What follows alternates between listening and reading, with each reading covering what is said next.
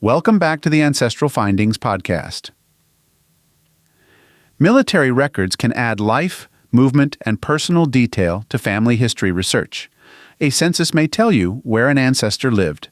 A marriage record may name a spouse. A deed may show land ownership. A will may identify heirs. Military records can place that same person inside a larger moment in history. They may show where he served, when he enlisted, whether he was wounded, where his unit traveled, when he came home, whether he received a pension, and how his service affected his family. Sometimes they name wives, children, parents, neighbors, doctors, ministers, officers, and fellow soldiers. In some cases, a military file may be one of the richest sources you will ever find for an ancestor. These records are not just about battles. They are about people. They show young men leaving farms, towns, and city streets. They show widows trying to prove a marriage after a husband's death. They show mothers asking for help after losing a son. They show veterans describing injuries, illness, poverty, and old age. They show families trying to put their lives back together after war entered their homes. Some ancestors served for years. Some served only a few weeks or months. Some enlisted willingly. Some were drafted. Some served in local militia units and never traveled far. Some were wounded, some became prisoners, some deserted, some spent more time sick in camp than on a battlefield. All of those possibilities belong to the story. The goal of military research is not to turn every ancestor into a grand war hero. The goal is to understand what the records actually say and how service may have shaped that person's life. Military records help us place an ancestor in time, in place, and among the people who stood beside him. Start with what you already know. Before searching military records, begin with the facts you already have.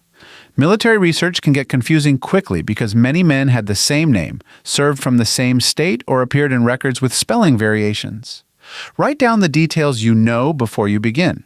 Start with the full name. Include nicknames, middle names, initials, and possible spelling variations.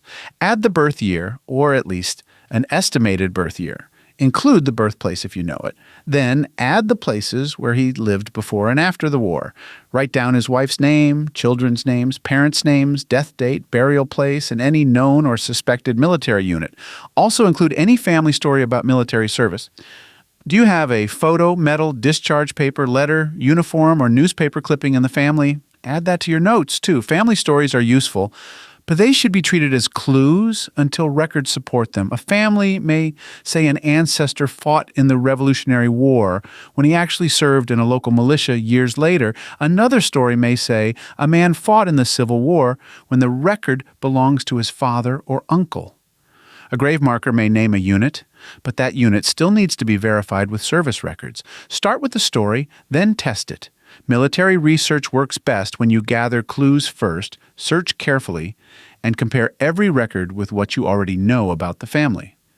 Before using a large archive or database, ask yourself what kind of record you need, what time period applies, and whether you're looking for a federal, state, county, or local record.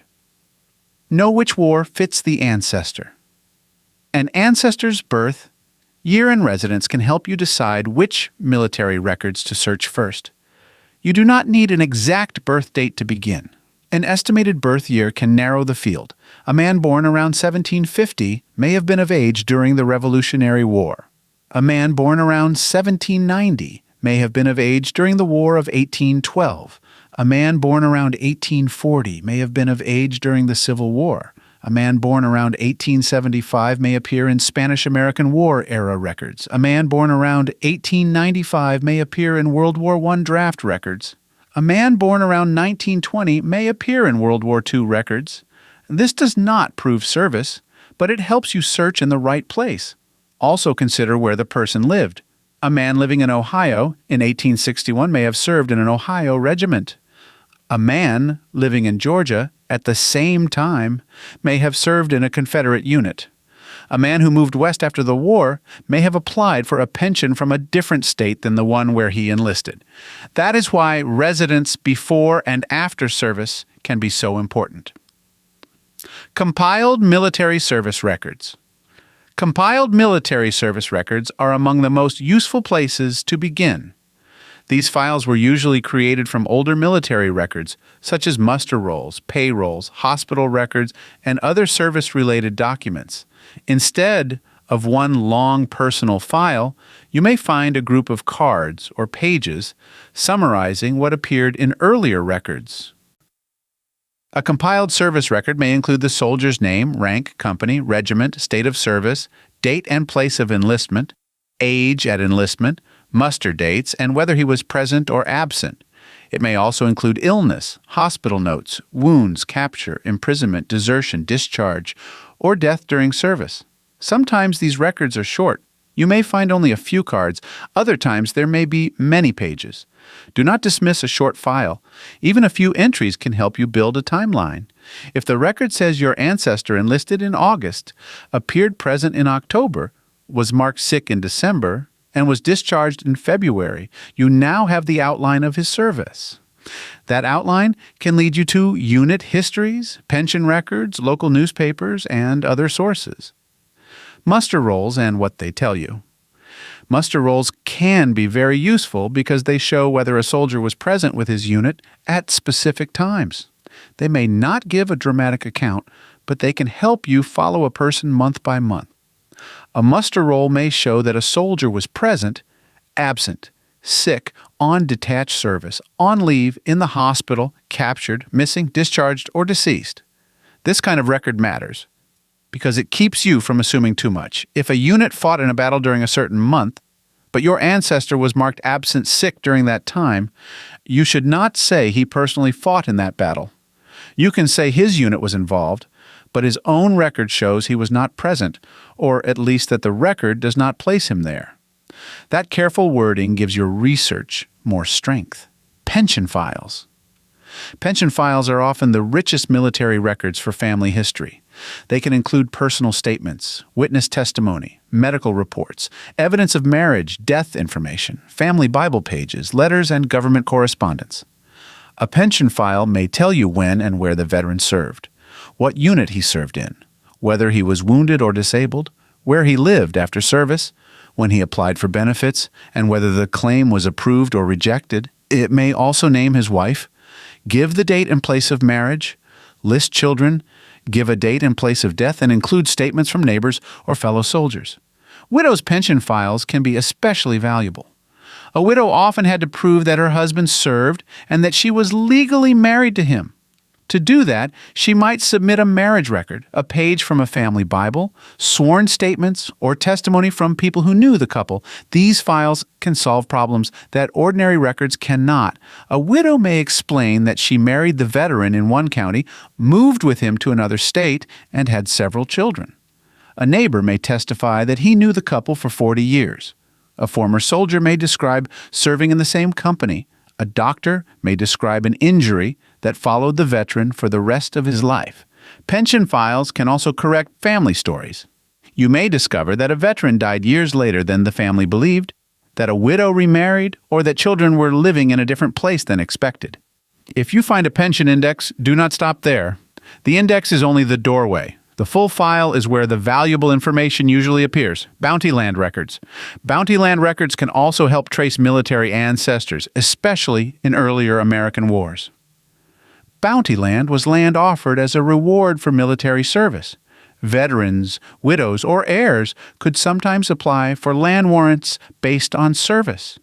These records may include the veteran's name, rank, unit, war or service period, residence at the time of application, widow's name, heir information, warrant number, land details, and assignment or sale of the warrant.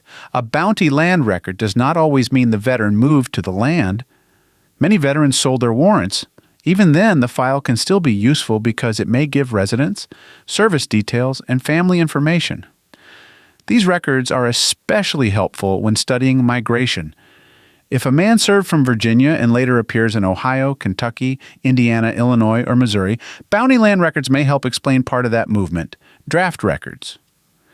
Draft records are useful, but they must be understood correctly. A draft registration does not prove military service. It proves that a man registered. That said, draft cards can contain excellent personal details. World War I and World War II draft records may include a full name, birth date, birthplace, residence, occupation, employer, nearest relative, physical description, and signature. For some ancestors, a draft card gives the most complete personal description you will ever find. It may tell you height, build, eye color, hair color, employer, and address. It may also give a signature, which adds a personal touch to the research. Draft records are useful even when the person never served. They place him in a specific location at a specific time and connect him to an employer or relative. Use them as identification records, not proof of military service. Unit histories. Once you identify the ancestor's unit, the research becomes more interesting. A service record may tell you that he served in a certain company and regiment. The unit history may tell you where that company and regiment traveled. Unit histories can help answer several questions. Where was the unit organized? Who served in the unit? Where did it train? Where did it march or travel? What battles or campaigns involved the unit? Did the unit spend long periods in camp? Was disease a major problem? Were many soldiers wounded, captured, or killed? When was the unit discharged? This can help you place your ancestor's service into a larger setting. For example, your ancestor's record may only say he was present with his company in October. A unit history may show that the regiment was in Tennessee that month, or Virginia, or Georgia, or near Washington, D.C. Suddenly, a plain service card has a setting. Be careful, though. A unit history tells you what the unit did. It does not always prove that your ancestor personally took part in every event. Compare the unit history with the ancestor's own service record. That is how you keep the story accurate. Local newspapers. Local newspapers can add color and personal detail to military research. They may report enlistments, letters from soldiers, casualty news, prisoner lists, homecomings, reunions, and obituaries. Look for enlistment notices, draft lists, letters sent home, casualty notices, hospital reports, prisoner of war news, discharge notices, veteran reunion articles, Memorial Day programs, obituaries, pension notices, and family visits after service. Newspapers may contain details that never appear in federal records. A short item might say that your ancestor came home on furlough, was wounded in a specific battle, visited family, or attended a reunion with old comrades. Obituaries can be especially useful. They may name the unit, war, burial place, veterans group, or surviving relatives. Some obituaries give only a sentence about military service. Others provide a longer account. Always compare newspaper information with official records. Newspapers can make mistakes, but they are still powerful clues. County histories and local books. County histories, town histories, and local memorial books can also help. Many communities recorded the names of men who served from that area. Some books include brief biographies, unit lists, portraits, or accounts of wartime events. These sources may tell you the ancestor's unit, residence before service, family connections, occupation, battles or campaigns, wounds or death, post-war life, or burial place. County histories should be used with care. Many were written years after the events. Some relied on memory. Some families paid to have biographies included. Still, they can point you toward records you may not have known existed. Use them as clues, then verify the details. State archives. Do not limit your search to national records. State records and state archives often hold military collections that are not easy to find elsewhere. Depending on the state and period, you may find state service records, militia records, National Guard records, Confederate pension files, veteran questionnaires, bonus applications, burial records, soldiers' home records, state roster books, adjutant general reports, and local military correspondence. State records can be especially important for militia service, Confederate service, state pensions, and 20th century bonus applications. If you know the state where your ancestors served or lived after service, check the state archive catalog. Also check state library collections and digital archives. Confederate records. Confederate military research follows many of the same steps as Union research, but pension records are usually handled differently. Many Confederate service records were compiled after the war. These can include muster information, rank, unit, presence or absence, capture, parole, hospital notes, or death details. Confederate pension records were usually created by former Confederate states, not the federal government. That means the records are often found at state archives. A Confederate pension file may include the veteran's name, widow's name, unit, residence, age, disability, property information, income information, witness statements, proof of marriage, proof of service, and date of death. Some states ask detailed questions about need, disability, property, and family support. Those answers can provide strong personal and family details. As with other military records, never stop with an index if a full file is available. Women in military records are often centered on men, especially in earlier periods, but women appear in many ways. They may appear as widows, mothers, nurses, witnesses, heirs, guardians, or later as service members themselves. Women may appear in widows' pension files, mothers' pension claims, nurse records, relief applications, letters, hospital records, burial records, veterans organization records, World War II service records, and local honor rolls. A widow's pension file can be one of the best sources for identifying a woman's life after her husband's death. It may show where she lived, whether she remarried, how many children she had, and who testified on her behalf. Mother's pension claims can also be moving. A mother may have had to prove that her son helped support her before he died. These files can name family members, describe finances, and explain household relationships. Military research is not only about the person who served, it is also about the family members who carried the effects of that service. Military graves and burial records, cemetery records, and grave markers can give strong military clues. A veteran's marker may list name, rank, unit, war, birth date, death date, or branch of service. Look for military headstones, veterans' cemetery records, cemetery office records, county burial lists, grave registration cards, funeral home records, obituaries, veterans group records, and memorial programs.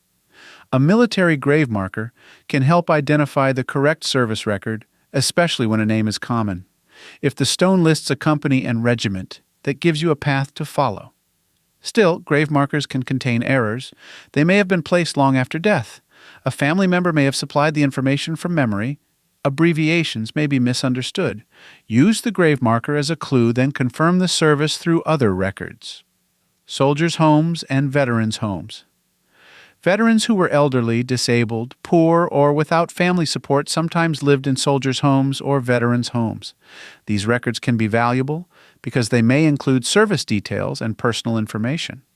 A soldier's home record may include name, age, birthplace, residence, occupation, unit, war served, disability, admission date, discharge date, death date, burial place, and nearest relative.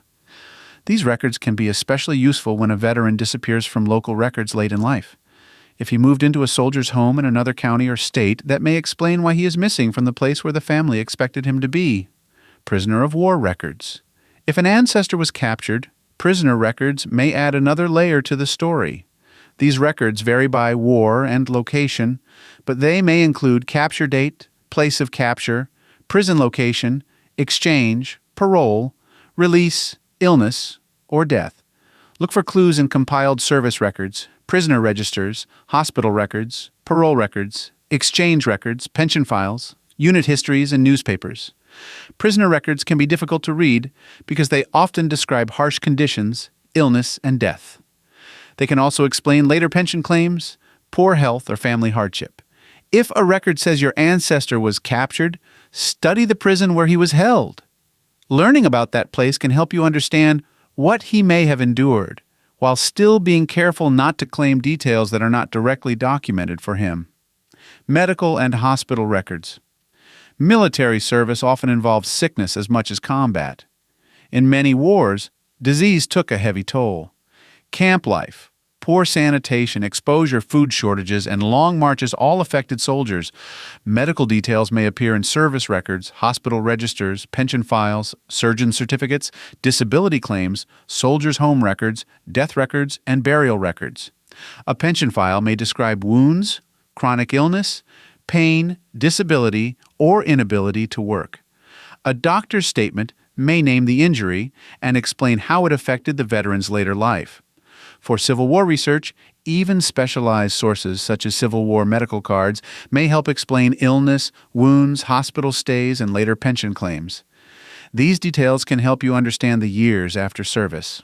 A man who appears in later records as poor, unable to work, or dependent on family may have been dealing with wounds or illness from his time in the military. Photographs, letters, and family papers. Family-held records can be just as important as official documents. Sometimes they are even more personal. Look for discharge papers, letters, diaries, photographs, medals, uniform pieces, newspaper clippings, funeral cards, pension letters, military certificates, service books, and family Bible notes. A photograph may show a uniform, rank, insignia, or unit clue. A letter may give a camp location or mention fellow soldiers. A discharge paper may list age, birthplace, physical description, rank, and unit. Do not overlook items tucked into old boxes, albums, frames, trunks, or Bibles. A single folded paper can answer years of questions. When possible, scan these items at high quality and label them carefully. Write down who owns the original and where it came from. Build a service timeline. As you gather records, place each detail in date order. A timeline helps you see the story clearly and prevents confusion. Your military timeline may include birth, residence before service, enlistment, unit assignment, muster dates, promotions, transfers, illness, wounds, capture, hospital stay, discharge, marriage, pension application, bounty land application, later residence, death, burial, and widow's pension application. After you build the timeline, compare it with the unit history. This helps you see where your ancestor may have been and what events surrounded his service. It also helps you spot problems. If two records place the same man in different states at the same time, you may have two men with the same name. If a pension file gives a wife's name that does not match your family, you may be looking at the wrong veteran. A timeline keeps the research grounded. Do not guess beyond the record. Military records can be exciting, but they also create temptation. It is easy to take a unit history and place your ancestor into every battle the unit fought. Be careful. Say what the record proves. Say what the unit did. Say what is possible only when you clearly label it that way. For example, you can write this: the regiment fought at this battle while John was listed as present with the company. That is careful. You should not write this: John fought bravely in the battle. That may be true, but unless a record says it, you do not know that. Accurate writing does not make the story weaker. It makes the story trustworthy. Common mistakes to avoid military research can produce wrong conclusions when records are used too quickly. Here are some common mistakes to watch for. Do not assume draft registration proves service. Do not stop with an index if a full file may exist. Do not merge two men with the same name. Do not ignore spelling variations. Do not assume your ancestor fought in every battle listed in a unit history. Do not skip widow, mother, or minor child pension files. Do not overlook state archive records. Do not ignore local newspapers. Do not trust a grave marker without checking other records. And do not forget to cite where each record came from. The safest method is to collect records, compare details, build a timeline, and keep the wording honest. How military records help? Tell the story. Military records are valuable because they connect private lives with public events. They show how war touched ordinary families. They may explain why someone moved, why a widow struggled, why children were placed with relatives, why a man lived with disability, or why a family story survived for generations. They can also add details that make an ancestor easier to understand. A draft card may show his height and eye color. A pension file may show his wife's handwriting. A service record may show he was sick in camp for months.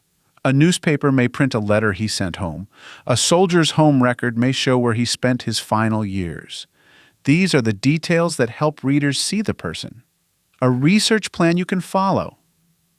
If you want to research an ancestor's military service, use a steady plan.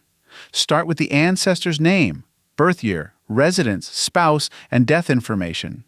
Decide which war or service period fits his age and location. Search for service records. Search for draft records if the time period fits. Search for pension records. Search for bounty land records if appropriate. Identify the unit. Study the unit history.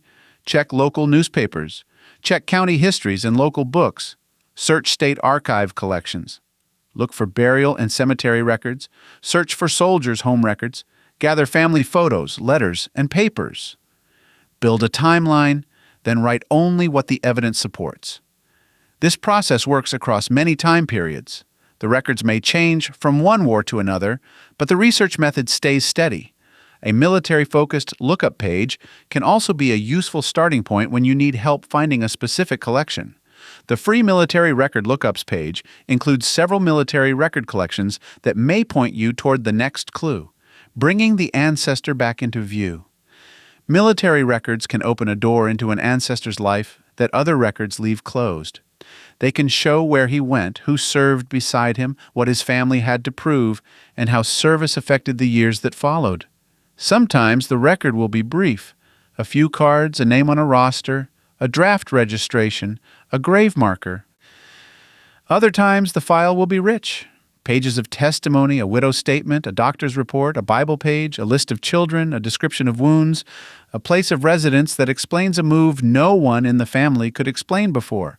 Both kinds of records have value. The goal is not to make the story larger than the evidence. The goal is to let the records speak clearly. Military service may have been a short chapter in an ancestor's life, or it may have shaped everything that came after.